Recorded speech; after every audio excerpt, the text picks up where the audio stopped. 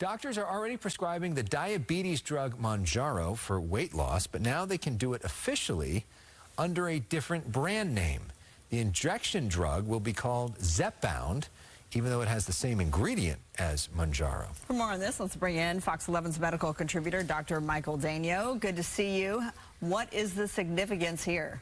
Well, there's a lot going on with this. I mean, this is another option for people looking for weight loss. This is another repurposed diabetes drug, as you mentioned in the outset.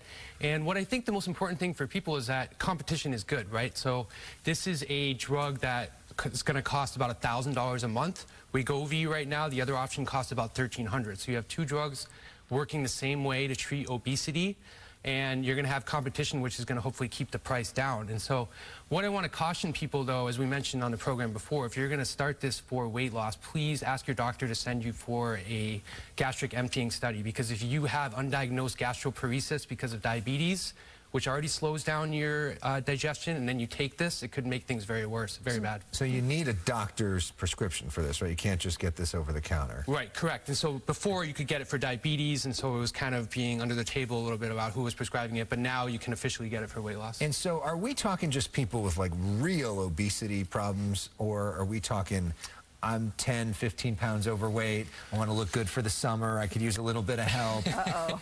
Well, I think you're seeing a little bit of both, but what's really important is that for people who are morbidly obese, the only option for years was surgery, like bariatric surgery, and a lot of them that qualified didn't eventually lose the weight that they needed in order to have the surgery. So this is a much easier option for them. What's your take on just the fact that there's so many weight loss drugs out there now when it comes to just diet and exercise? That's another way. Right, but I think for people that this is targeting, especially those that are morbidly obese, I mean, they've tried and it's been so tough for them, and this gives them another option. But I have to say, already in the ER, we're seeing patients come in with nausea, vomiting after starting these drugs, and we have to remind people that this is how these drugs work. Like, they slow your digestion, it keeps food in your stomach longer, you don't want to eat as much. That is the mechanism for how you lose weight. So as with this new study, I mean, people are able to push through and power through some of these symptoms, but just for people to be aware, it's not a walk in the park. Another story about the CDC and virus detection at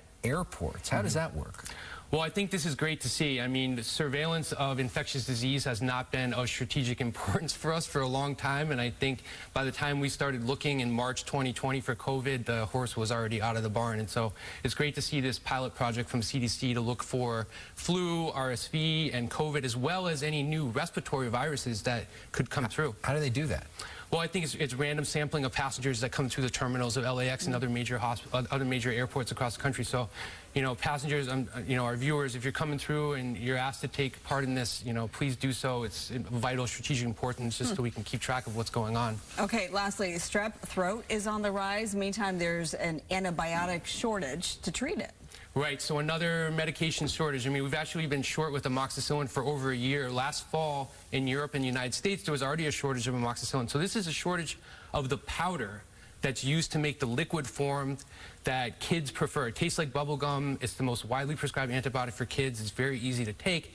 And so what happens is, because of the shortage, a lot of pediatricians and doctors are prescribing erythromycin or azithromycin, but these drugs don't work as well for strep.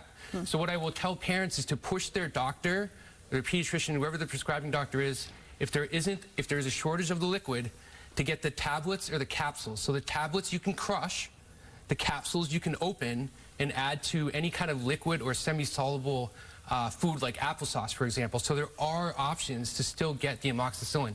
Don't switch to another antibiotic if your kid has strep. Okay.